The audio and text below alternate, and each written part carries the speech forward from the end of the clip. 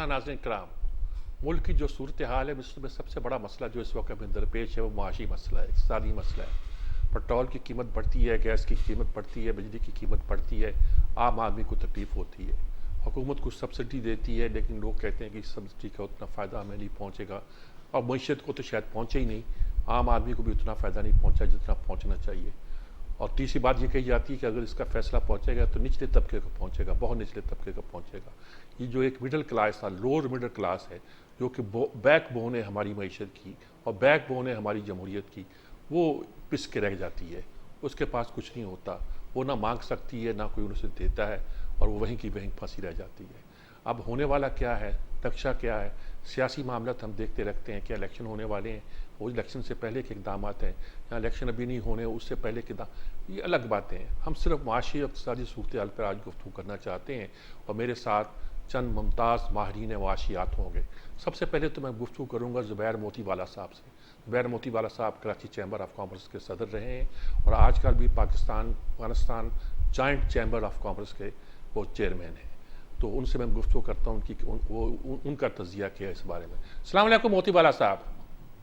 वालेकुम अस्सलाम। मतलब क्या आप, मुझे मालूम है आप जल्दी में भी हैं, क्या तज़िया है आपका इस वक्त प्रेजेंट सिचुएशन पे? हम कभी तेल की कीमत बढ़ानी पड़ती है, मजबूरी होती है, और डॉलर की कीमत फिर काबू भी आती है, चैम्बर भी स्टॉक एक्सचेंज भी बेहतर हो जाता है। लेकिन क्या ओवरऑल हमें नज़र क्या आता है, हम किधर जा रहे हैं, कहाँ जा रहे हैं? आम आदमी तो पिसता जा रहा है। मैं ये समझता हूँ कि देखिए एक्सट्रीम प्रॉब्लम चल रहा है इस वक्त, और फाइनेंशियल इमरजेंसी वाली पोजीशन है जी जी। जो पाकिस्तान की आपकी जो ट्रेड अकाउंट की जो पोजीशन है और करंट अकाउंट की भी, अगर आप उसको अगर तज्जिया करें तो आपको लगेगा कि क्या मुल्क के हालात, इकोनॉमिक उसकी जो स्टेबिलिटी की क्या पोजीशन है। जब इन सब चीजों को देखते हैं तो हमें जब उसका आप उसका करें थोड़ा सा, इसके अंदर आप पोस्टमार्टम करें, तो मुझे ऐसा लगता है कि हमारी जो मईशत है उसको मैंने पहले भी तज्जिया किया था कि 70 से $72 तक की ब्रेंट की प्राइस या क्रूड ऑयल से कहते हैं, उसकी प्राइस अगर हो तो पाकिस्तान की इकोनॉमी उसको सहार के निकल सकती है। जहां ये उसको क्रॉस करती है तो उसके अंदर जो है ना बहुत सारे मसाइल आ जाते हैं, और हमारे ट्रेड अकाउंट के मसले बहुत बड़े हो जाते हैं, और हमारी डॉलर जो है उसका ब्लीडिंग शुरू हो जाती है। वो जो ब्लीडिंग है उसी की वजह से जो है ना आज हम ये देख रहे हैं कि हमारे पास 16 बिलियन के रिजर्व स्टेट बैंक और बैंकों के मिलाकर हैं, 16.1। ये बहुत कम रिजर्व हैं विच आर नॉट इनफ। और अगर इसको अगर करने जाएं फिर हम IMF को मुआहिदा करने के लिए जाते हैं, तो IMF एबिलिटी टू पे को देखता है और आपको जो है ना उसी हिसाब से वो आपको कर्ज देता है कि आप वापस कैसे करेंगे। वापस करने के लिए वो अपने तरीके कार बताते हैं कि आपको पेट्रोल बढ़ाना है, आपको गैस बढ़ाना है, आपको बिजली बढ़ानी है, आपको ये बढ़ाना है, आपको वो काम करना है, अपने इंटरेस्ट रेट बढ़ाना है। तो ये जो ना सारी चीजें जब आप करने जाते हैं तो मईशत उसकी मुतामिल नहीं हो सकती। आप एक्सपोर्ट की मार्केट में तो शायद आप हार जाएं, क्योंकि जब एक्सपोर्ट उसी के साथ डॉलर भी बढ़ गया, लेकिन local market, local manufacturing, GDP का सिर्फ 8% हिस्सा जो है ना वो एक्सपोर्ट है, 92% लोकल है। इसमें एग्रो इकोनॉमी भी है, मैन्युफैक्चरिंग भी है, अब सारे सेक्टर्स हैं। अब इन तमाम चीजों को जब हम देखते हैं तो मेरे हिसाब से देखें, इस वक्त जो उन्होंने ये जो 30 रुपए बढ़ाए हैं, मुझे बहुत ग्रां गुजरते हैं, मुझे बहुत तकलीफ होती है, खास करके छोटे गरीब लोगों के लिए बहुत बड़ा मसला होगा। इससे तमाम चीजों की चीजें की जो है ना वो आपकी जो है ना कीमतें बढ़ जाएंगी, और उसके लिए जो है इसका डायरेक्ट असर जो है ना बिलो द पॉवर्टी लाइन और पॉवर्टी लाइन के अंदर जो लोग रहते हैं उनको आएगा। मैंने सजेशन ये दिया इनको कि देखें, ये जो बिलो द पॉवर्टी लाइन और पॉवर्टी लाइन वाले जो लोग हैं, इनके ऊपर किरायों में इजाफा हो जाएगा, इनकी सब्जी महंगी हो जाएगी, इनकी बाकी चीजें महंगी हो जाएंगी, दाल महंगी हो जाएगी। आप क्योंकि ट्रांसपोर्टेशन बढ़ेगा, मैंने उनसे ये कहा कि आप एक काम क्यों नहीं करते कि 3 चीजें ऐसी हैं, अगर देखें या तो हम रुपया उनके घर दे दें, या उनको तेल की कीमत ज्यादा ले लें और बाकी कीमतों के अंदर हम सब्सिडी दे दें। देखिए फूड सब्सिडी दुनिया में सब जगह है, आप अमेरिका में चले जाएं या सऊदी अरब में चले जाएं, दुनिया के किसी कोने में गवर्नमेंट की फूड की सब्सिडी को ना IMF रोक सकता है ना कोई और रोक सकता है। आप 50% सब्सिडी दे दें, आटे सब्सिडी दे दें, तो गरीब आदमी का मामला चल जाता है, उसका चूल्हा चल जाता है, और सारी चीजें जो है ना अपने उस पर पहुंच जाती हैं, और इसका जो है ना यहाँ का जो खर्च पड़ा है, किराए का जो खर्च पड़ा है, वो कॉम्पनसेट हो जाएगा उसकी फूड सिक्योरिटी के साथ, और ये हो जाएगा। आप अगर ये सोचते हैं कि जो है ना वो अमीर लोगों को इसका फायदा पहुंचेगा, तो अगर जिसको आप अमीर कहते हैं वो तो 2% लोग भी नहीं है। Let the public benefit out of this. Middle class का क्या बनेगा? मिडिल क्लास का क्या बनेगा? ये लोअर मिडिल क्लास जो है एक लंबी बड़ी मुल्क ये फायदा तो सबको पहुंचेगा नहीं। मैं ये नहीं कहता कि कोई टारगेटेड सब्सिडी हो, टारगेटेड ना हो। 50% आपने सब्सिडी, जैसे आप सऊदी अरब में जाएं तो आपको भी 1 रुपए की पेप्सी मिलती है, और अमीर आदमी को भी वही मिलती है। आटा आपको, रोटी वहां अगर मुफ्त मिलती है तो आटे के ऊपर बहुत बड़ी सब्सिडी है। आप अमेरिका में चले जाएं, फूड के ऊपर सारे लोग सब्सिडी देते हैं। आपका इधर इनको अगर मिल भी जाता है तो इससे कोई फर्क नहीं पड़ता। आपने देखना है, टारगेट करना है उन लोगों को जो इस इकदाम से हर्ट हुए हैं, उनको हमने देखना। उसको उनको ठीक करने के लिए सबसे बेहतरीन रास्ता ये है, इन 3 चीजों के ऊपर अगर आप सब्सिडी दे दें तो ये नहीं होगा। दूसरा रास्ता ये है कि एक्सपोर्ट को बढ़ाएं। अब एक्सपोर्ट आप कितना बढ़ा सकते हैं? एक आपके पास एक्सपोर्ट सरप्लस होना चाहिए। आपके पास एक्सपोर्ट सरप्लस क्रिएट करने के लिए स्ट्रक्चर होना चाहिए, बाकी सारे लवाजमात वो होने चाहिए। आज आप गैस की हालत देखें, जो इंडस्ट्रियां 4 नवंबर से आज तक जो है ना वो कराची के अंदर चल नहीं पाई हैं ठीक से जो चलना होता है। 3 महीने तो बिल्कुल। इन हालात में एक्सपोर्ट कैसे बढ़ाएंगे? आपको इंपोर्ट कम करना है तो इंपोर्ट सब्सिट्यूट इंडस्ट्री डालनी है, तो आपको इंडस्ट्रियलाइजेशन के लिए जाना पड़ेगा। ये सारे मीडियम टर्म और लॉन्ग टर्म स्टेप्स हैं। फौरी जो स्टेप है, जिसको आप गरीब आदमी की, जब सारे बैठ के बातें करते हैं, काम कोई भी नहीं करता, आप सब्सिडी दे दें। आप स्टेट ओन्ड एंटरप्राइजेस के लिए 700 बिलियन रुपया साल का जो है ना, उनको सिर्फ इसलिए उसको रखते हैं कि इसके अंदर जो उसके सरबराहान है उनको उनकी सीटें खत्म ना हो। अगर हम इसको छोड़ दें, आप ये टोटल सब्सिडी मेरे हिसाब से 100 से 150 बिलियन रुपए बनती है साल की। इसको, उसमें क्या इतना बड़ा प्रॉब्लम है? और सारों को ये जाएगा और सारों को मसावी तकसीम होगा, और मेरे हिसाब से इसका यही हल है। नहीं, मईशत उठाने का क्या तरीका है? ये तो होगा गरीब आदमी को फायदा पहुंच जाएगा, आर्जी तौर पर हम कुछ करना चाहते हैं, लेकिन मईशत को उठाने के लिए क्या किया जाए? मईशत इसी तरह से उठेगी जब आप एक्सपोर्ट बढ़ाएंगे। आप एक्सपोर्ट बढ़ाएंगे और इंपोर्ट कम करेंगे।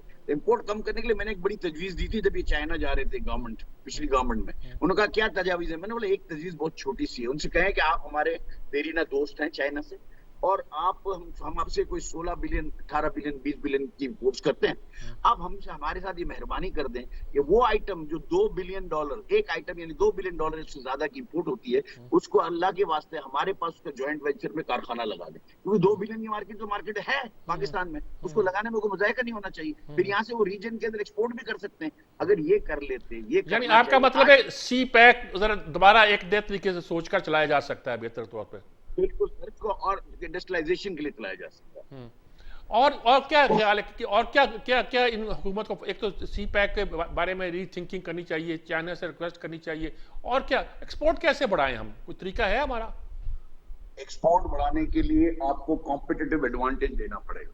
कॉम्पिटिटिव एडवांटेज किसको कहते हैं कि अगर आप हर दफा हमें लोग ताना देते हैं कि जी बांग्लादेश का एक्सपोर्ट जो है वो तो पता नहीं आपने कुछ किया ही नहीं, वो हमारे कितने पास आए और वहां तक पहुंच गए। तो आप उनकी अप्रोच देखें, वो अप्रोच आप ले लें। आप ना करें, अपना मगज ना लड़ाएं। आप ये ना करें जो मॉडल आपके पास जो है, जो कामयाब मॉडल है, उनका क्या कामयाब मॉडल है? उन्होंने बैकवर्ड लिंकेज किया और उन्होंने अपनी जो इंफ्रास्ट्रक्चर बिजली और गैस की कीमतें हैं उनको इंतहाई कम रखा। तो हमारे से वो सस्ता माल बेचते हैं, इसलिए ज्यादा बेचते हैं, और कोई बात नहीं है कि वो उसमें और कुछ करते हैं, वो अपने हमारे से सस्ता माल बेचते हैं। उसी वजह से जो है ना उनका जो है ना ये मामलात हैं, बाकी तो कुछ भी नहीं है। तो हमारे को बैकवर्ड लिंकेज पे जाना पड़ेगा, हमको इंपोर्ट सब्स्टिट्यूट इंडस्ट्री डालनी पड़ेगी, हमने इंडस्ट्री को कॉम्पिटिटिव बनाना पड़ेगा। बहुत बहुत शुक्रिया जुबैर मोतीवाला साहब, बहुत शुक्रिया आपका। इनका कहना है कि जब तेल की कीमत $72 पे होती है तो हमारा गुजारा हो जाता है, तेल की कीमत बढ़ती है तो उसके पे असरात पड़ते हैं। उन्होंने बड़ी अच्छी तजवीज़ दी कि हम चाइना से रिक्वेस्ट करें कि जिस इंडस्ट्री को, जिस चीज़ों को, जिस प्रोडक्ट को हम चाइना से 2 बिलियन से ज़्यादा मंगवाते हैं वो उसके कारखाने पाकिस्तान में शिफ्ट करें। मेरा ख्याल में एक पॉजिटिव स्कीम है। हो सकता है कि चाइना इस स्कीम के एक दोस्त की हैसियत के साथ कबूल भी करे और हमारा बहुत सारा इंपोर्ट का जो बिल है वो कम भी हो, और शायद उसकी वजह से हम एक्सपोर्ट भी करने के काबिल हो सके। इसके लिए साथ ही एक वक्फा लेते हैं, वक्फे के बाद हाजिर होते हैं।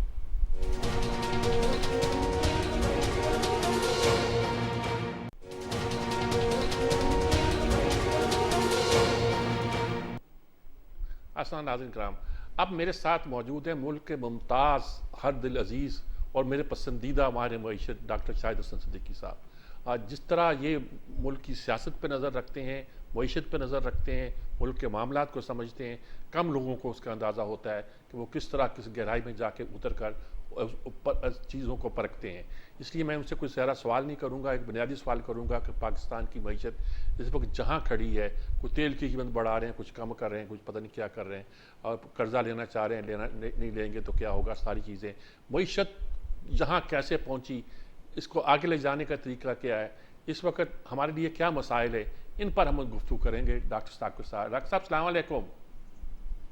جناب محترم، وعلیکم السلام ورحمۃ اللہ، بہت شکریہ آپ کا۔ ڈاکٹر صاحب کیا کہیں گے آپ؟ ہمیں تو سمجھ نہیں آ رہا کیا ہو رہا ہے، یعنی تھوڑی بہت ہی سیاست سمجھ آتی ہے، پتہ نہیں آتی ہے کہ نہیں آتی، لیکن کوشش کرتے ہیں سمجھنے کی، وہ بھی سمجھ نہیں آ رہی۔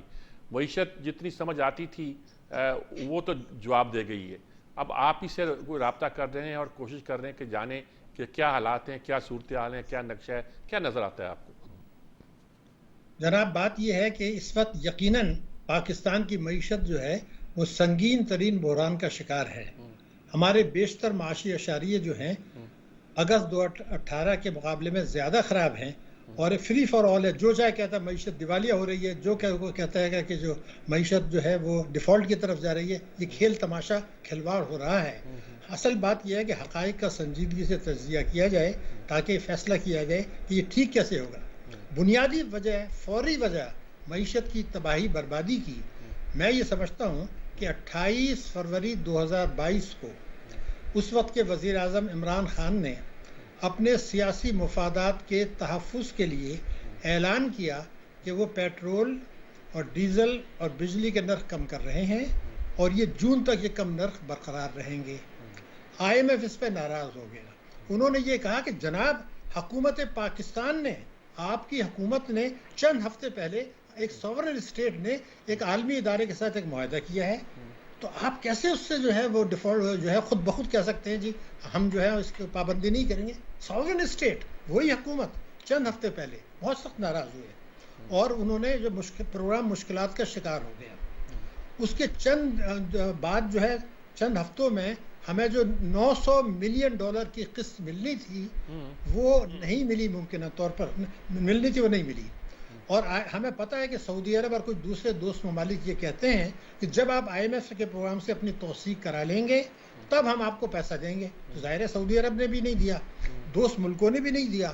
ہم جو بانڈس انٹرنیشنل مارکیٹ میں جا کے پیسہ لا سکتے تھے، انہوں نے بھی کہا نہیں جی آپ پہلے تو IMF کے پروگرام میں جائیں۔ یہ بات ہمیں ہمیشہ سے پتہ ہے، کوئی آج نئی بات نہیں ہے، یہ 2008 میں بھی ہو چکا تھا، ان کو پتہ تھا۔ تو وہ پروگرام جو ہے وہ قسط رک گئی۔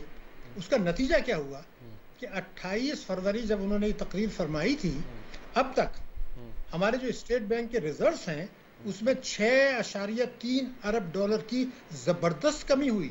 اچھا، اور اس وقت ہمارے جی بہت بڑی ہے، کوئی یہ اس وقت جو انہوں نے کہا تھا کہ ہم یہ کمی کر رہے ہیں، اس وقت ان کو پتہ تھا کہ ریزروز گر رہے تھے آلریڈی۔ اب $6.3 ارب کی کمی اسٹیٹ بینک کے اعداد و شمار کے مطابق ہوئی 28 فروری سے اب تک، اور اس وقت جو ریزروز ہیں وہ $10.1 ارب، جو کہ خطرناک ترین حد ہے، نیند حرام ہونی چاہیے، یہ ہو گئی۔ روپے کی قدر 28 فروری سے اب تک 23 روپے فی ڈالر گر گئی، پاکستان کی تاریخ میں سب سے زیادہ۔ آپ یہ غور فرمائیں کہ جو ملک $75 ارب کی امپورٹ سالانہ کر رہا ہے، اگر 23 روپیہ $1 پہ گر جائے گا تو پھر 75 جو ہے ارب ڈالر کی امپورٹس میں کتنی زبردست کاسٹ بڑھے گی۔ ٹھیک ہے، حکومت کو آمدنی ٹیکسوں میں ہو گئی، مگر مہنگائی اور روپے کی مالیت اور امپورٹس کی مالیت تباہی، خوفناک، یعنی خوف آنا چاہیے، لیکن یہ ہو گیا۔ اگر وہ یہ نہیں کرتے، فیصلہ جو انہوں نے کیا کہ ہم توڑ رہے ہیں معاہدہ، وہ نہ کرتے اپنے سیاسی مفاد کے لیے، تو کیا ہوتا؟ 2 لائن میں آپ کو بتا دوں، ہمیں یہ قسطیں مل جاتی IMF سے، دوستوں سے مل جاتی، میرے ملک کے ریزروز آج مستحکم ہوتے، چاہے عارضی طور پہ صحیح۔ ہماری جو روپے کی قدر ہے وہ 200 یا 202 نہیں بلکہ 180 روپے پر ہوتی، تو معیشت ٹھیک ہوتی، کسی کو یہ کہنے کا موقع نہیں ملتا کہ ڈیفالٹ اور یہ فلانا ڈھمکا۔ تو یہ جو کھلواڑ ہوا، اس پہ مزید تفصیل میں نہیں بتانا چاہتا۔ میں یہ چاہتا ہوں کہ شوکت ترین صاحب نے کیا کہا ہے دو موقع پر، جو ریکارڈ پر ہے، ایک ٹی وی پر اور ایک اخبارات میں آ چکا ہے، وہ میں آپ کو بتا دوں۔ پہلی بات، 2021 میں جب وہ 2.5 سال سے زیادہ ہو گئے تھے تحریک انصاف کی حکومت کے، انہوں نے کیا کہا ایک چینل کے اوپر، تحریک انصاف کی حکومت نے پاکستان کی معیشت کا بیڑا غرق کر دیا ہے، یہ ان کے الفاظ ہیں، میرے نہیں ہیں، اس کی ان کی کوئی سمت نہیں ہے، اور اب اس کو ٹھیک کرنے میں 4 سے 5 سال لگیں گے، یہ کہہ دیا۔ کب کہا؟ جبکہ 2.5 سال سے زیادہ اس حکومت کو ہو چکے تھے۔ اتنی سخت بیان کے بعد عمران خان صاحب نے ان کو وزیر خزانہ بنا دیا، اور انہوں نے یہ کہنا شروع کر دیا یہ معیشت جو ہے وہ تو ٹھیک ہے، کام بہتری کی طرف جا رہی ہے، اللہ رحم کرے، خیر ہو گیا۔ لیکن اس سے زیادہ سنگین بیان جب عمران خان صاحب کی حکومت برطرف ہوئی، اس حکومت نے جن کو وزیر خزانہ اور سینیٹر بنایا تھا، آج بھی وہ سینیٹر ہیں، انہوں نے برطرفی کے 3 دن کے بعد کیا بیان دیا، بڑا اہم ہے، ریکارڈ پر ہے، دونوں چیزیں ریکارڈ پر ہیں، اور میں ایک ایک لفظ کی ذمہ داری قبول کروں گا انشاءاللہ۔ انہوں نے فرمایا، شوکت ترین صاحب نے، کہ جب تحریک انصاف کی حکومت اگست 2018 میں آئی تھی تو ان کے پاس معیشت کی بحالی کا، بہتری کا کوئی منصوبہ، کوئی حکمت عملی نہیں تھی، یہ ان کے الفاظ ہیں، جس کی وجہ سے معیشت خراب ہوئی، اور جو حکومتی شعبے کے ادارے ہیں ان کے لیے ان کے الفاظ ہیں 3.5 سال پی ٹی آئی ڈڈ نتھنگ، کچھ بھی نہیں کیا انہوں نے، یہ انہوں نے کہہ دیا۔ ٹھیک ہے، ہم تو یہ 2.5 سال سے کہہ رہے تھے، 3 سال سے، کہ جی یہ کچھ نہیں کر رہے، اور یہ انحراف کر رہے ہیں، صرف ایک ہی کام کر رہے ہیں کہ چوروں کو نوازیں، باقی کچھ نہیں کر رہے، اور قرضے لیں۔ لیکن اب یہ جو الیکشن سے پہلے، آپ اجازت دیں مجھے 2 منٹ میں اس بات کو کمپلیٹ کرتا ہوں کہ الیکشن سے پہلے عمران خان صاحب کی حکومت نے ایک 10 نکاتی حکمت عملی کا اعلان کیا تھا، جس کی بے انتہا پبلسٹی ہوئی تھی، جو تحریری شکل میں موجود ہے، اور جس کے بیسس پہ الیکشن جیتے۔ اس میں وہ کیا کہتے ہیں عمران خان صاحب اور تحریک انصاف کے پاس معیشت کی بحالی کا مکمل خاکہ، ٹھیک ہے، مکمل حکمت عملی ہے، ہم اس پر عمل کریں گے۔ اس کے اور بھی جو نکات تھے کہ 100 دن کے اندر اختیار میں آنے کے بعد ہم ہر قسم کی آمدنی پر ٹیکس لگائیں گے، نہ وہ تھا جھوٹ۔ اب سوال یہ کہ معیشت سے جو کھلواڑ ہوا، جو جھوٹ بولائے گئے، دروغگوئی کی گئی، جس کو ثبوت پیش کر رہے ہیں تو شوکت ترین صاحب اور ان کی کارکردگی، اب اس کو آپ کیا کہیں گے؟ افسوس کے علاوہ اس پر آپ کیا کہہ سکتے ہیں؟ یہ ہے معیشت کی صورتحال، اور جو 3.5 سال سے زیادہ عرصے میں تحریک انصاف کی حکومت نے کیا۔ بہتری کی کیا صورت ہے محترم؟ بہتری کی صورت اس وقت تو پہلا، چاہے لوگوں کو برا لگے یا اچھا، ہمیں ہر حالت میں، ہر قیمت پر ابھی IMF کے پاس جانا پڑے گا، اور یہ جا بھی رہے ہیں۔ اس سے آپ کو جو ہے جون میں پیسے بھی مل جائیں گے، معیشت کی جو ہے جو شرح نمو جو بات ہو رہی ہے، ریزرس، وہ بہتر ہو جائیں گے عارضی طور پر، روپے بھی شاید 185 پر آ جائے۔ تو ان حکومت نے یہ تو کرنا پڑے گا، اس پہ میں کوئی کرٹیسائز نہیں کرتا، کوئی راستہ نہیں ہے میرے ملک کے پاس، کیونکہ معیشت تباہ ہو گئی۔ عام آدمی کا کیا بنے گا؟ یہی ٹارگیٹڈ سبسڈی؟ دیکھیے 2013 میں تو اب اتنی تباہی ہوئی ہے کہ کوئی معاوضہ جو ہے وہ مہنگائی کو کم کر سکتا ہے۔ ایک طریقہ صرف واحد ہے، وہ میں آپ کو بتا دوں گا، عرض کر دوں گا، لیکن اس سے پہلے میں یہ کہوں کہ یہ جو ستمبر 2022 میں ان کا پروگرام IMF کا ختم ہو رہا ہے، اس وقت تک ان کو $3 ارب مل رہے ہیں۔ اب اگر یہ بجٹ میں کچھ اصلاحات کر دیں جو ان کے منشور کے مطابق ہے، اور جو PTI کے علاوہ تمام جماعتوں نے جو 2010 میں اقتدار میں تھیں، جس میں پیپلز پارٹی، PMLN اور دوسری پارٹیاں شامل تھیں، ایک متفقہ فیصلہ تھا تعلیم اور صحت وغیرہ کے متعلق۔ تو اب میں یہ چاہتا ہوں، جو آپ کا سوال ہے، نمبر 1، وفاق اور چاروں صوبے ایک مقررہ حد سے زائد ہر قسم کی آمدنی پہ ٹیکس نافذ کریں اور وصول کریں۔ وہ اگر آپ نہیں کرتے تو پاکستان کی معیشت ٹھیک نہیں ہو سکتی، ناممکن ہے۔ اس لیے کہ جو ہمارا مسلم لیگ نون کے منشور میں تھا پرانے، کہ ہمیں یہ احساس ہے کہ جب تک وفاق اور صوبے ہر قسم کی آمدنی پر ٹیکس نہیں لگائیں گے، پاکستان کی معیشت ٹھیک نہیں ہو سکتی۔ ہمیں یہ بھی پتہ ہے کہ طاقتور طبقے اس کی مخالفت کریں گے، ہمیں ان سے نمٹنا آتا ہے اور نمٹ کے دکھائیں گے، یہ وقت ہے نمٹ کے دکھا دیں۔ بہت بڑا نقطہ ہے، اگر یہ ہو جاتا ہے تو آپ کے بہت سے مسئلے ہمارے حل ہو جائیں گے۔ دوسرا یہ تھا کہ یہ جو کالے دھن کو سفید ہونا ہے، ٹیکس ایمنسٹی، اس پر بین لگا دیں، انکم ٹیکس آرڈیننس 111(4) کو منسوخ کر دیں، اور یہ کریں IMF جو ہے وہ ناسور ہے ہمارے لیے۔ ہم یہ قانون بنائیں، مجبوری ہو سکتی ہے کہ چاروں صوبے اور پارلیمنٹ کے بغیر کوئی حکومت IMF کے پاس نہیں جا سکتی۔ کیوں؟ 1991 سجاد میر صاحب، 1991 کے بعد بھارت کی حکومت نے IMF سے کوئی پروگرام نہیں لیا۔ بنگلہ دیش نے 2011 کے بعد سے IMF کے پروگرام نہیں لیا کسی 2011 کے بعد. ہمیں کیا مصیبت پڑی ہے کہ ہر 3 سال کے بعد ہم ان کے پاس چلے جاتے ہیں, اور ہمیں پتہ ہے کہ IMF کے پروگرام میں رہتے ہوئے پاکستان کی معیشت ٹھیک نہیں ہو سکتی.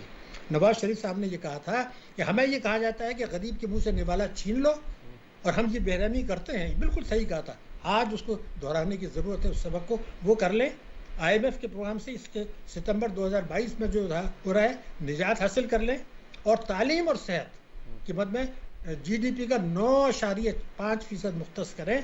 یہ فیصلہ تھا مسلم لیگ کا, نون کا, پیپلز پارٹی کا, نیشنل عوامی پارٹی کا, جو اس وقت صوبے وفاق میں حکومت میں تھیں.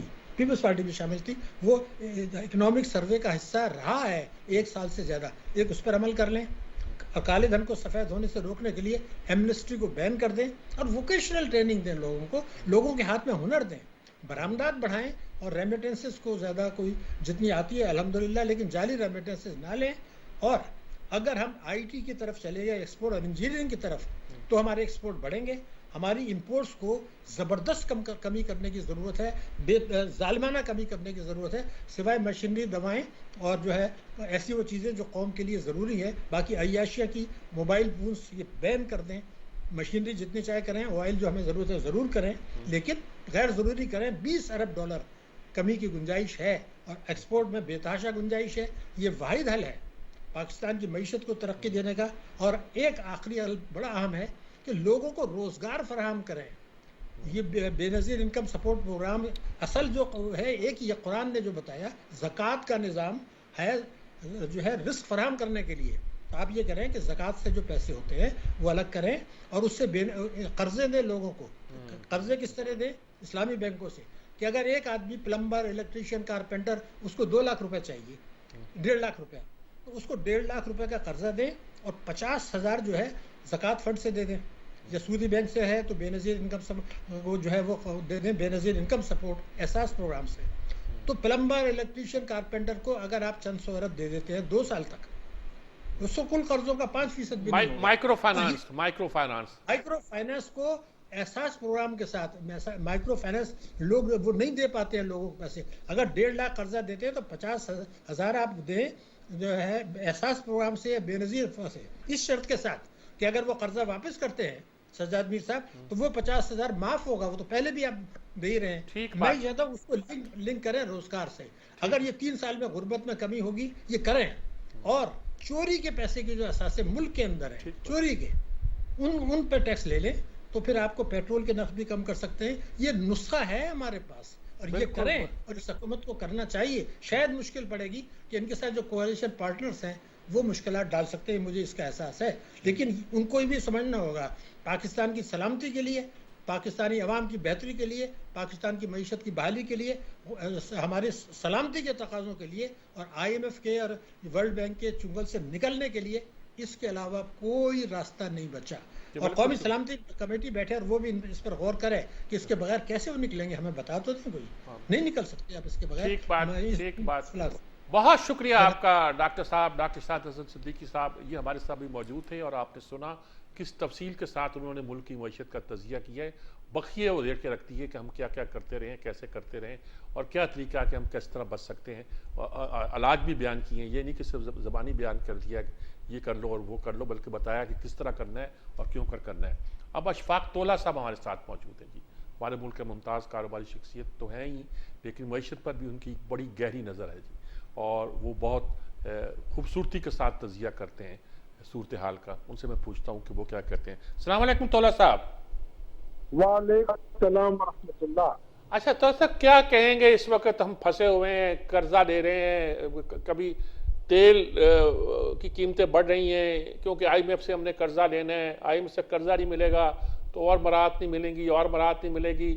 ایسا فائدہ تو ہوا کہ ڈالر کی قیمت کم ہوئی, اسٹاک ایکسچینج بہتر ہوا, لیکن ابھی کچھ مسئلہ حل نہیں ہو پا رہا. کوئی مسئلہ کا کوئی علاج ہے آپ کی نظر میں مسئلے کا؟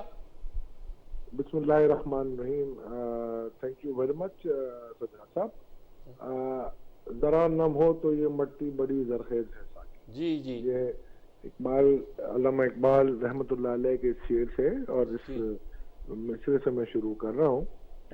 دیکھیں, ہمارے ملک میں اللہ تعالیٰ نے ہر چیز ہمیں عطا کی ہے قدرتی طور پہ. سمندر ہمارے پاس, دریائیں ہمارے پاس, گلیشیئر ہمارے پاس, پہاڑ ہمارے پاس, زرخیز زمین ہمارے پاس, ایک بہت بڑا آپ کا گیس معدنی وسائل ہمارے پاس, سونے کی کانیں ہمارے پاس, کوئلے کی کانیں ہمارے پاس, نیوکلیئر اسٹیٹ آپ ہیں. تو کوتاہی کہاں ہے؟ کوتاہی یہ ہے کہ ہم نے 75 سالوں میں نا جو سب سے بڑی چیز پہ عبور حاصل کیا وہ مافیا بناتے ہیں, اور ان مافیا کے بڑے ڈیپ پاکٹس ہیں. They can buy any one. اور یہ میں آپ کو بتا دیتا ہوں, یہ پہلے ہم مافیا سوچتے تھے کہ جی یہ مافیا ہوگی زمینداروں کی, جاگیرداروں کی, ان سب کی مافیا ہم سنتے تھے. اب یہ مافیا بزنس میں بھی ہے, سروس سیکٹر میں بھی ہے, اور ہر جگہ موجود ہے. مگر مطلب یہ نہیں ہے کہ ان مافیات کے ہوتے ہوئے یا ان لوگوں کی یہ جو جس کو ہم کہتے ہیں نا موجودگی میں ہم کچھ نہیں کر سکتے. ہم بہت کچھ کر سکتے. سوال یہ پیدا ہوتا ہے سجاد صاحب کہ ہماری نیتیں کیا ہیں. دیکھیں ہمارے ملک میں جو ذرائع جس سے ہم پیسے وصولتے ہیں وہ ہے ہماری ٹیکس کی آمد. اور میں یہ سمجھتا ہوں ہمارا ایک نظام بہت اچھا نظام ہے, مگر اس پہ عملداری یعنی انفورسمنٹ نہیں ہو رہی ہے. میں نے ایک آرٹیکل لکھا تھا, اور یہ مجھے پتا تھا کہ میں غلط لکھ رہا ہوں, مگر میں لکھنا چاہ رہا تھا اور میں دیکھنا چاہتا ہوں کہ کیا اس ملک سے ہم کوئی سال ایسا ہو کہ اگر ہم کہیں جی میں قرض لیے بغیر یہ ملک چلا دوں. تو ابتدائی دنوں میں چلتا رہا ہے. جب ہمارے پاس کانٹے ہوتے تھے کاغذوں کو کرنے کے لیے, اس وقت تو ہمارے 4 بجٹ بلکہ شاید 8 بجٹ جو تھے وہ سرپلس بجٹ آئے تھے. اور یہ بھی آپ سوچ لیں گے 1965 تک آپ نے ان کنٹریز کو بھی ڈونیشن دیے ان سے آج آپ مدد مانگتے ہیں, اور جو آج دنیا کے بڑے ممالک میں شامل ہیں, جن میں جرمنی شامل ہے, کوریا شامل ہے. جرمنی آپ ان کو middle east, Saudi Arabia, U A E, ان کو آپ دیتے تھے. عمان آپ نے عمان جب خریدا تھا تو عمان کے پاس پیسے نہیں تھے, اس لیے انہوں نے 50 لاکھ میں آپ کو بیچا تھا نا سر. ٹھیک بات ہے, ٹھیک بات ہے. ٹھیک ہے نا, گوادر آپ کا کیا تھا, عمان ہی تھا نا. ٹھیک ہے, ٹھیک ہے. تو میں آپ کو یہ کہہ رہا ہوں جب ہم نے اس پہ کام کیا تو مجھے پتہ چلا کہ اگر اس ملک کو اگر یہ NFC ایوارڈ کے ساتھ چلانا ہے تو مجھے 16,000 ارب روپے ٹیکس چاہیے. کتنا؟ 16,000 ارب. اور اس میں بھی یہ میں اس سال کے لیے کوئی قرضہ نہیں لوں گا, میں قرضہ واپس نہیں کر سکتا. یہ نہیں تھا ہمارا مسئلہ. یہ ہے کہ ہماری امپورٹ بہت زیادہ ہے, ہماری ایکسپورٹ نہ ہونے کے برابر ہے. ہمارے ایکسپورٹرز نے مراتے بہت لی مگر ایکسپورٹس کبھی نہیں بڑھائی. ٹھیک بات ہے, ٹھیک بات ہے. اور آج بھی یہ جو بھی حکومت کلیم کر رہی ہے, پچھلی حکومتیں کلیم کر رہی تھی, آج بھی اگر آپ دیکھ لیں گے تو ہماری حجم جو ہے نا یہ کوانٹٹی میں نہیں بڑھا, پرائس پہ بڑھا ہے. یعنی اگر میں آپ کو مثال دیتا ہوں, کاٹن پہلے 60 سینٹ پر پاؤنڈ تھی, اب وہ $1.24 یا $1.25 ہے. تو پرائس تو ڈبل ہو گئی. اور اگر آپ کی 65% ٹیکسٹائل کی ایکسپورٹ ہے اور اس میں سے اگر سپوز کریں 40% بھی کاٹن کی ہے تو آپ کا تو ویسے ہی بڑھ گیا. اور جب کاٹن بڑھا تو آپ کی ہوم سپلائز اور یہ ساری بڑھ گئی, پھر تو اس کی ویلیو تو بڑھی مگر کوانٹٹی اتنی نہیں بڑھی ہے آپ کی. اور یہ ساری چیزیں اگر ہم دیکھیں گے, ہمارے ٹیکس کے نظام میں خرابیاں دیکھیں. ایگریکلچر ٹیکس جو آپ کی 20% معیشت کا حصہ ہے, جو آپ کا ٹیکس یہی نہیں تھا. آپ پچھلے سال دیکھیں محترم منسٹرز ہمارے کہتے تھے کہ جی 1100 ارب کا ایکسٹرا پیسہ ملا ہے ہمارے کسان بھائیوں کو. میں اس مرتبہ دیکھوں گا کہ 1100 ارب کا 20% تو ٹیکس آئے گا نا, تو 220 ارب کیا صوبوں کو وہ ٹیکس ایگریکلچر کی مد میں ملتا ہے کہ نہیں؟ تو یہ دعوے تو صرف کھوکھلے ہیں ہمارے. آپ کی شٹر پاور دیکھ لیجئے, آپ کے ٹریڈ باڈیز دیکھ لیجئے, جس کو دیکھیں آپ اٹھائیں وہ کہتے ہیں ہم لٹ گئے, ہم مر گئے, برباد ہو گئے. جس کی لائف سٹائل اٹھائیں, پاکستان میں ہر کوئی بڑی سے بڑی گاڑیاں استعمال کر رہا ہے بشمول میرے, اور وہ کہتا ہے میں مر گیا ہوں, میں لٹ گیا, میں برباد ہو گیا. وہ کیسے چلے گا یہ ملک, آپ مجھے بتائیں. تو پھر آپ قرضے ہی لیں گے نا, مانگے تانگے کی چیزیں لیں گے. اور جو ہمارے اقتدار کے ایوانوں میں جو لوگ بیٹھے ہوئے ہیں ان کی اپنی لابیز ہیں. جو ہمارے حکمران ہوتے ہیں ان کو اپنی کرسی پیاری ہے. آج آپ مجھے بتائیں کوئی کیا ایکسپرٹ چلا سکتا ہے اس چیز کو؟ آج آپ حکومت اگر کوئی دعویٰ کرتی ہے, پچھلی حکومت کہ دیکھیں جی ہماری شرح نمو 5.5% تھی, تو 5.5% لانے والے کو تو آپ نے گھر بھیج دیا تھا حفیظ شیخ کو, اس کی سزا کیا تھی؟ تو سر یہ سب چیزیں ہیں کہ جس کو ہمیں دیکھنا پڑے گا. ٹھیک ہم کہتے ہیں نا جس کو سول سرچ کرنی پڑے گی. سول سرچ کرنی پڑے گی اور کوئی شاید آؤٹ آف باکس طریقہ نکالنا پڑے. نہیں سر, آؤٹ آف باکس نہیں, beyond out of box. Beyond box. بہت شکریہ آپ کا, بہت شکریہ جناب آپ کا. طولہ صاحب, اشفاق طولہ صاحب ہمارے ساتھ تھے اور وہ تفصیل کے ساتھ بیان کر رہے تھے کہ ہمارے مسائل کیا ہیں. ابھی جب تک آپ نے جتنی بھی گفتگو سنی, خلاصہ اس کا یہ ہے کہ جو کچھ کیا درا ہے وہ ہمارا اپنا کیا درا ہے. ہم نے ہی حالات کو خراب کیا ہے, ہم ہی حالات کو ٹھیک نہیں کر رہے, اور ہم ہی ہیں جو مجرم ہیں جنہوں نے جرم کیا ہے. اگر ہم اپنی اصلاح کرنا چاہیں تو ملک کی معیشت سنبھل سکتی ہے. ہمارے اندر بہت پوٹینشیل موجود ہے. وقفہ لیتے ہیں, وقفے کے بعد حاضر ہوتے ہیں.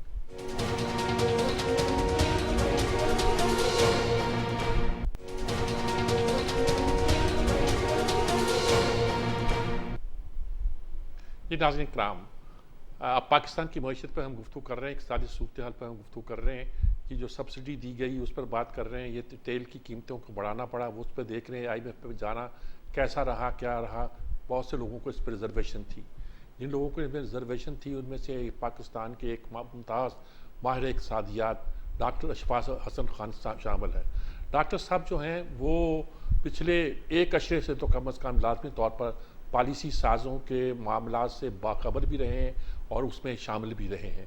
اور آج کل national university of science and technology, جسے عرف عام میں نسٹ کہتے ہیں, کہ dean faculty of social sciences ہیں. اس لحاظ سے میں ان سے یہی پوچھنا چاہتا ہوں کہ جب معیشت ٹھیک ہوتی ہے تو کہتے ہیں معیشت سنبھل رہی ہے, لیکن غریب آدمی کا کباڑا ہو رہا ہوتا ہے. یہ کیسے ہو سکتا ہے کہ غریب آدمی کی بھی قسمت بنے اور ہماری معیشت بھی ٹھیک ہو؟ پاکستان کے پاس ایسا کوئی نسخہ ہے کہ ہم اپنی معیشت کے سہارے اپنے لوگوں کی زندگیاں بدل سکیں؟ السلام علیکم ڈاکٹر صاحب. جی وعلیکم السلام میر صاحب. ڈاکٹر صاحب, آپ IMF میں جانے کے بڑے خلاف تھے. واحد آدمی تھے جو اس پر گفتگو کیا کرتے تھے, لکھتے بھی تھے, اور CPEC کے بھی آپ ایک پازیٹیو رویہ رکھتے ہیں. کیا آپ اس وقت جس ہم صورتحال میں اس میں کیا کہیں گے؟ آپ پھنس گئے ہیں یا کوئی نکلنے کا رستہ ہے؟ دیکھیے میر صاحب, مجھے بالکل اس کا اندازہ تھا, اور میں اپنے تجربے سے اور جو علم حاصل میں نے کیا تھا اس کے بیسس پہ ہی میں کہتا تھا کہ دنیا میں دیکھا گیا کہ جو ملک IMF میں گیا ہے وہ کبھی زخم سے چور چور رہتا ہے, زخموں سے چور چور. ٹھیک بات ہے. میں بہت سمجھاتا رہا کہ آپ نہ جائیں, لیکن پاکستان میں IMF میں جانا اس کا ایک ایکو سسٹم ڈیولپ ہو گیا ہے اسلام آباد میں, اور خاص کر لاہور میں بھی, کہ جتنے بھی ریٹائریز ہیں ٹھیک کہہ رہے ہیں آپ, بالکل ٹھیک کہہ رہے ہیں. IFIs کے, اگر آپ نے کہا نہیں تو وہ سارے ریٹائریز جو ہیں IFIs کے, وہاں سے آوازیں اٹھنے لگتی ہیں. ٹھیک بات ہے. اور ان لوگوں کی طرف سے آوازیں اٹھتی ہیں جن کو ڈالر میں پینشن مل رہا ہوتا ہے. ٹھیک بات ہے. ٹھیک بات. کیونکہ IMF کے پروگرام میں کرنسی کی ڈی ویلیویشن بھی ہوگی, انٹرسٹ ریٹ میں اضافہ بھی ہوگا, پیٹرول بجلی اور اس کی یوٹیلیٹیز کی پرائسز بھی بڑھیں گی, جس میں گیس ہے اور بجلی کی قیمت بڑھے گی, اور پھر ایکسپینڈیچر بھی کٹ ہوگا اور ٹیکسز بھی لگیں گے. تو یہ فائدہ ان لوگوں کو ہوتا ہے جن کو ڈالر میں پینشن مل رہا ہو. جیسے آج کل دیکھیں نا, اگر ان کا پینشن وہاں نہیں بھی بڑھ رہا ہے تو 200 سے اوپر چلا گیا ایکسچینج ریٹ, اگر $100 مل رہے تھے تو آپ دیکھیں کہ کہاں سے کہاں پہنچ گیا ان کا پینشن. تو یہ ایک ایکو سسٹم ڈیولپ ہے, اور وہ حکومتوں کو ڈرا کر اور گھسیٹ کر لے کے چلے جاتے ہیں. اور یہی ہمارے عمران خان صاحب کے ساتھ میں بھی ہوا. کم سے کم 4 تھے ایسے لوگ کیبنٹ میں جن کو اسٹریٹجیکلی پلیس کیا گیا تھا کہ بس خان صاحب کو لاؤ, اس لیے کہ خان صاحب نے آنے سے پہلے کہہ دیا تھا کہ میں خودکشی کر لوں گا لیکن IMF میں نہیں جاؤں گا. تو وہ ان کی آواز تو دنیا میں گونجی تھی, تو انہوں نے کہا کہ یار یہ تو کوئی خطرناک آدمی لگ رہا ہے, تو 4 آدمی کو پلیس کرو جو اس کو گھیر کر لے آئے, اور وہ آخر میں کامیاب ہو گئے. میں اتنا آدمی تھا, اکیلا تھا, لڑتا رہا. لیکن آج خود قوم دیکھے کہ ہم کہاں سے کہاں پہنچ گئے ہیں. پچھلے 3-4 سالوں میں ہم کہاں سے کہاں پہنچ گئے ہیں. کیا میں اسی چیز سے نہیں منع کرنے کی کوشش کر رہا تھا, لیکن اب ہم چلے گئے ہیں تو اب اس کو جس طریقے سے بھی ہو مکمل کرنا. یہ اب سپٹمبر 22 تک یہ تو پروگرام ہمارے ساتھ میں ہے اور اس کو ہمیں مکمل کر لینا چاہیے. یہ ہمارے اب اپنے انٹرسٹ میں ہے, کیونکہ ہم جس طریقے سے جہاں پہنچ گئے ہیں پچھلے خاص کر 2 مہینوں میں جہاں پہنچے ہیں, ہم تصور نہیں کر سکتے تھے کہ اس جگہ پہ ہم تقریباً 1 دہائی میں پہنچیں گے. تو ہم نے 1 دہائی کا سفر جو ہے وہ 2 مہینوں میں ہم نے. ڈاکٹر صاحب یہ آپ نے بالکل درست کہا کہ جو ریٹائریز ہیں وہ لوگ جو پینشن لیتے ہیں ڈالرز میں, وہ لوگ اس طرح کی باتیں کرتے ہیں. مجھے اچھی طرح علم ہے, یاد بھی ہے کہ جب حکومت بدل رہی تھی تو ان لوگوں نے بہت زیادہ شور مچانا شروع کر دیا تھا. فورن آفس میں بھی تھے وہ لوگ, ہمارے اکنامک سیکٹر میں بھی تھے, اور خاص طور پہ سی پیک کے خلاف بولنا شروع کر دیا تھا اور آئی ایم ایف کی حمایت میں بولنا شروع کر دیا تھا. سی پیک کو انہوں نے ایسٹ انڈیا کمپنی کہنا شروع کر دیا تھا اور آئی ایم ایف کے پاس ناگزیر بتانا شروع کر دیا تھا. اب ہم چلے گئے ہیں یہ پروگرام. اس کے بعد آپ کے پاس کیا حل ہے کہ ہم کون سا رستہ اختیار کریں, کیسے کریں اختیار, کیا معیشت کیسے سنبھل سکتی ہے ہماری؟ جی بڑا اچھا سوال ہے آپ کا. دیکھیں میر صاحب, ان تمام تباہی کے باوجود اگر ہم اپنے اکنامکس کے جو ڈیٹا ہے جو ابھی آ رہا ہے اس کی طرف نظر دوڑائیں تو آپ کو اندازہ ہوگا کہ پاکستان کا صرف اور صرف مسئلہ جو ہے نا اس وقت وہ ہے ڈالر کی کمی کا مسئلہ. ٹھیک بات. ہماری معیشت جو ہے ماشاء اللہ اس سال 6% سے گرو کیا ہے, ہماری ریئل جی ڈی پی جسے کہتے ہیں, اور پچھلے سال یہ 5.7% سے گرو کیا تھا. تو آپ دونوں سال کا ایوریج لے لیں, تقریباً یہ 5.9% کے قریب, یعنی کلوز ٹو 6% ایوریج ہے گروتھ. میرے نزدیک یہ بہترین معیشت ہے باقی دنیا کے مقابلے میں. جس طریقے سے دنیا اس پینڈیمک سے ابھی نکل رہی ہے, ہم نکل آئے تھے. اسی طریقے سے ہمارے صنعتی پیداوار میں زبردست اضافہ ہوا ہے, 10.5% ہمارا گروتھ رہا ہے. میں ایک پروگرام میں ایپٹما کے چیئرمین کے ساتھ تھا اور وہ چیئرمین صاحب ایپٹما کے یہ بتا رہے تھے اپنے اس ٹی وی کے پروگرام میں کہ 70 سال میں جتنا ہمیں فائدہ نہیں ہوا تھا ٹیکسٹائل کے سیکٹر میں جتنا یہ پچھلے 3 سالوں میں ہوا ہے. یہ میں نہیں کہہ رہا تھا, یہ وہ شخص کہہ رہے تھے جو اس کے بینیفیشریز ہیں. اور انہوں نے یہ بھی کہا مجھے کہ سر $13 بلین کا ہمارا ایکسپورٹ تھا, انشاءاللہ انہوں نے کہا کہ اس سال ہم 20 بلین پہ پہنچیں گے اور یہی پالیسی اگر رہی تو ہم $26 بلین صرف ٹیکسٹائل کا ایکسپورٹ ہوگا. یہ میں نہیں کہہ رہا تھا, یہ ٹیکسٹائل کے چیئرمین ایپٹما کے چیئرمین انہوں نے کہا. اسی طریقے سے ہمارا ایکسپورٹس دیکھیں کہ اس سال تاریخ کا سب سے زیادہ ایکسپورٹ ہوگا تقریباً $30-31 بلین. اسی طریقے سے جو ہمارے باہر سے پاکستانی ہیں جو ریمیٹنس بھیجتے ہیں, پاکستان کی تاریخ میں سب سے زیادہ ریمیٹنس آئے گا 31-32 بلین ڈالر.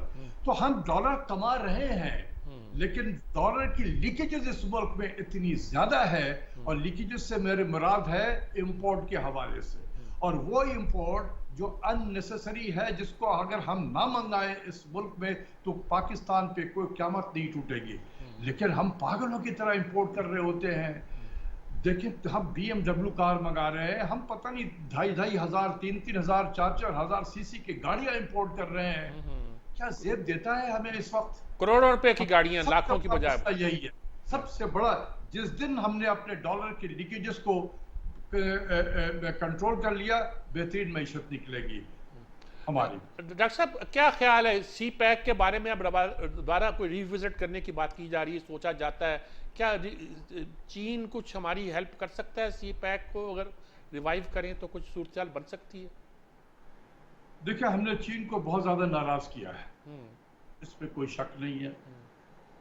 میں بہت زیادہ ان کے ساتھ ان ٹچ رہا ہوں. مجھے وہاں کے لیڈرشپ کا بھی اندازہ ہے کیونکہ میں ایک انٹرنیشنل فائنانس فورم کا ایک ممبر بھی ہوں جس میں دنیا کے کافی فارمر فائنانس منسٹر اور فارمر پرائم منسٹر اس فورم کے ممبر ہیں, جہاں ہماری ملاقات بھی ہوتی ہے اور پتہ چلتا ہے کہ دنیا میں کیا ہو رہا ہے. تو اگر یہ چائنا کا جو بیلٹ اینڈ روڈ انیشیٹو ہے اگر یہ اتنا ہی برا ہوتا تو آج دنیا کے 100 سے زیادہ ملک اس کے ممبر نہیں ہوتے. اگر اس میں کچھ ہے جبھی تو وہ سارے اس کے ممبر بنے ہوئے ہیں. ہم نے اس سے جو ہم نے فائدہ اٹھانا تھا ہم نے نہیں اٹھایا. اور چینی ہمیں کہتے رہے کہ دیکھو ہم آئرن بردر ہیں. ایک آئرن بردر کا مطلب ہوتا ہے ایک ماں کی 2 اولاد. کہتا ہے کہ ایک اولاد اتنی تیزی سے آگے بڑھ گئی ہے, ہم ہاتھ تھام کے آپ کو اپنے ساتھ لے کے چلنا چاہتے ہیں. آپ ہیں کہ آپ ماضی میں رہنا چاہتے ہیں, آپ نکلنے نہیں چاہتے ہیں. تو اس پہ قصور ہمارا تھا, ہم نے اس سے فائدہ نہیں اٹھایا ہے. اور اب میرے خیال میں پلوں کے نیچے سے کافی پانی بہہ گیا ہے, اور مجھے نہیں اب سمجھ میں آتا کہ وہ کون سی حکومت ہوگی جو اب چین کے ساتھ وہ اکنامک جو رشتے ہیں اس کو دوبارہ جوڑے گی اور اس کو لے کے آگے چلے گی. کیونکہ آپ کو پتہ ہے کہ جو ہمارے بہت کرتا دھرتا ہیں, شیشوں کا مسیحا کوئی نہیں, جو ٹوٹ گیا سو ٹوٹ گیا. بالکل صحیح کہا آپ نے, بالکل صحیح. اچھا, بات یہ ہے کہ یہ آپ درست کہہ رہے ہیں کہ آئی ایم ایف کا پروگرام ستمبر میں ختم ہو جائے گا, پھر اس کے بعد ہم اپنا ریوزٹ کر سکتے ہیں اپنی اکنامک پالیسی کو. یہ جو لوگ ڈراتے ہیں کہ اگر ہم آپ آئی ایم ایف کے پروگرام میں نہ گئے تو پوری دنیا آپ کو گویا ریجیکٹ کر دے گی, نظر انداز کر دے گی, اور آپ کے پلے ہاتھ پلے کچھ نہیں ہوگا, ایسی بات ہوتی ہے کیا؟ یہی تو میں کہہ رہا ہوں, یہی ڈرا کر, کیونکہ جو حکمران ہوتے ہیں ہمارے ان بیچاروں نے ڈیل نہیں کیا ہوا ہوتا ہے ان کو, ٹھیک ہے. اور جو بھی ہمارے اس ملک کے امپورٹنٹ ہستیاں ہیں انہوں نے کبھی آئی ایم ایف سے ڈیل تو نہیں کیا نا. وہ انہی کی باتیں سنتے ہیں اور گھبرائے ہوئے رہتے ہیں. یہ گھبرا کر ہمیں یہاں پہنچا دیا ان لوگوں نے, اور اس ملک کو تباہ برباد کر دیا. دیکھیں 2004 سے 2008 تک کا وہ پیریڈ ہے جب ہم آئی ایم ایف میں نہیں تھے, ٹھیک ہے جی. کیا دنیا نے ہم سے رابطہ منتقل کر لیا تھا؟ ہم تو اس زمانے میں جب بانڈ فلوٹ کرتے تھے انٹرنیشنل مارکیٹ میں جا کر, تو جناب اگر ہمیں $1 بلین کی ضرورت ہے تو ہمیں $10 بلین آفر ہوتا تھا. پھر ہم اس میں سے سلیکشن کرتے تھے, ہم اپنے حساب سے ریٹ کی ڈٹرمنیشن کرتے تھے کہ بھئی ہم اس ریٹ پہ کون ہمیں دینا چاہتا ہے پیسہ. تو یہ ایسی بات نہیں ہے. کیا اس وقت زمانے میں ورلڈ بینک نے اور ایشین ڈیولپمنٹ بینک نے کیا اپنے دفاتر یہاں بند کر دیے تھے؟ وہ اسی طریقے سے لینڈنگ کر رہے تھے. جیسے پچھلی حکومت نے بھی آئی ایم ایف کا پروگرام مکمل کیا اور اس کے بعد نیا پروگرام نہیں لیا تھا, تو ٹھیک چل رہا تھا معاملہ, کوئی گڑبڑ تھی نہیں. دیکھیں یہی تو میں کہہ رہا ہوں آپ کو کہ آپ 2008 میں جو حکومت آئی تھی زرداری صاحب کی, وہ 2010 میں پروگرام جو ہے پری میچورلی وہ ختم ہو گیا تھا, مئی 2010 میں. تو کیا اس کے بعد سے ورلڈ بینک اور ایشین ڈیولپمنٹ بینک نے لینڈنگ نہیں کی تھی؟ بالکل کر رہے تھے. اسی طریقے سے 2013 سے لے کے 2016 تک وہ ہم آئی ایم ایف کے پروگرام میں تھے, لیکن 16 سے 18 تک تو ہم آئی ایم ایف کے پروگرام میں تو نہیں تھے. تو کیا بند کر دیا تھا دفاتر انہوں نے؟ تو یہ ہمیں سوچنا چاہیے کہ ارے ہم تو ایسے ٹائم پہ انٹرنیشنل مارکیٹ پہ گئے, اور ہم اس وقت آئی ایم ایف کے پروگرام میں بھی نہیں تھے, کہ جب ہم نے نیوکلیر جب یہ اس کا مرحوم اے کیو خان کا ایپیسوڈ ہوا تھا اور دنیا میں ہاہاکار بچ گیا تھا, تو ہمیں تو کسی نے نہیں پوچھا کہ آپ تو نیوکلیر پرولیفریشن کے بڑے ماہر لوگ ہیں, یا ہم آپ کو پیسے نہیں دیں گے. کسی نے سوال تک نہیں کیا تھا ہمارے روڈ شو میں. یہ سب چیزیں ہمارے یہاں ہوتی ہیں ڈرانے کے لیے حکمرانوں کو, اور یہ اتنے ڈرے ہیں, ڈر کے ہم یہاں پہنچ چکے ہیں, آپ یقین کریں. یہ آپ نے بالکل درست کہا, بہت اچھی بات کی کہ وہ لوگ جو پینشن لیتے ہیں, جو فورن ڈالرز میں پیسے دیتے ہیں, ان کے اصل میں انٹرسٹ ہوتے ہیں, اور وہ نہیں چاہتے کہ وہ میں نے عمران خان صاحب کے ساتھ ایک میٹنگ میں تھا, ان کی میکرو اکنامک ایڈوائزری کاؤنسل کی میٹنگ ہو رہی تھی. ایک ہمارے ممبر نے کہا کہ mister prime minister, I think that the right exchange rate is 170 rupees per dollar. تو میں نے پرائم منسٹر کو کہا, میں نے کہا کہ سر شکر کریں کہ انہوں نے 170 کہا ہے, ان کا بس چلے تو اسے 270 پہ پہنچا دیں, کیونکہ ان کو ڈالر میں پینشن مل رہا ہے. تو ایک تھوڑا سا کہا لگا, اور جتنے پینشنر تھے ہمارے جن کو ڈالر میں پینشن مل رہا تھا, وہ کافی ہے, نیچے جو ہے سر نیچے کر کے چپ ہو کے بیٹھے ہوئے تھے. یہ ہم اس گیم کے, ہم نے بھی بہت گیم کھیلا ہے اور دیکھا بھی ہے ان لوگوں کو کہ یہ کیسے گیم کھیلتے ہیں. ٹھیک ہے, میں اپنے تجربے سے یہی بتانے کی کوشش کرتا ہوں حکمرانوں کو کہ خدا کے واسطے اپنے گھر کو خود صحیح کر لو. جب تم اپنے گھر کو نہیں چلا سکتے ہو تو don't expect anybody else will come and help you out. ٹھیک ہے جی, بالکل. अपने घर को आपने खुद सही करना है। बिल्कुल बिल्कुल दुरुस्त बात कही डॉक्टर साहब, अपने घर को खुद ठीक करना है। आपसे बातें तो दिल करता है कि करते ही रहें, लोगों को इनलाइटन करते रहें, आपकी गुफ्तगू से उनको बताते रहें कि असल मसला क्या है। लेकिन आपने ऐसा मसला पिन पॉइंट किया है कि एक लॉबी है पूरी, इकोसिस्टम डेवलप हो जाता है जो डॉलर की कीमत बढ़ने पर खुश भी होता है, और वैसे भी जो फॉरेन जिनको पेंशन मिलती है उनके अपने इंटरेस्ट होते हैं, अपने एक और मैं अंदाज आपको होता बता दूं, अगर आपके पास जी, जी, 30 बिल्कुल। सेकंड है तो देखिए, एक हमारे यहाँ भी एक माइंड सेट हो गया है कि जो भी शख्स बाहर से आता है वो ज्यादा अक्लमंद है। अक्लमंद है, ठीक बात है। ठीक है, वो उसको बहुत पता है दुनिया का। यार, हमने उन लोगों से जहां से उन्होंने तालीम हासिल की है, उनसे बेहतर यूनिवर्सिटी से हमने तालीम हासिल की है। उन्होंने जिन टीचरों से पढ़ा है उनसे कहीं बेहतर हमारे टीचर थे। डॉक्टर साहब उन्होंने ये जितने बात तो पेपर लिखे हैं उनसे कहीं ज्यादा हमने पेपर लिखे हैं। उनका जितना ज्यादा उनका देखें तजुर्बा लैंडिंग का होता है, हमने तो मैनेज किया है बैठ के पाकिस्तान की इकोनॉमी को। ठीक बात है डॉक्टर साहब। आप इतनी ज्यादा मरूब हो चुके होते हैं ऐसे लोगों से कि उनको बुलाओ भाई, बाहर से हेलीकॉप्टर से उतारो ऐसे लोगों को। बड़ा दुख होता है कि 220 मिलियन की आबादी में से अगर हमें आदमी ना मिले तो फिर क्या, कितनी शर्म की बात है। ठीक एज ए न्यूक्लियर पावर हम भी कहलाते हैं अपने आप को, और 220 मिलियन की आबादी में से हमें आदमी नहीं मिलते मुल्क चलाने के लिए। ठीक बात है डॉक्टर साहब, मैं इंशाल्लाह तफसील के साथ आपसे फिर भी गुफ्तगू करूंगा। जब पाकिस्तान बना था तो पाकिस्तान के पास कांटा तक होता था जिससे हम अपने कागज़ों को एक तरह से पिन के तौर पर इस्तेमाल किया करते थे। हम टेंटों में दफ्तर चलाया करते थे। लेकिन पाकिस्तान के पहले इब्तदाई बजट जो हमारे लोकल लोगों ने तैयार किए थे, फाजिल बजट थे, डेफिसिट बजट नहीं थे।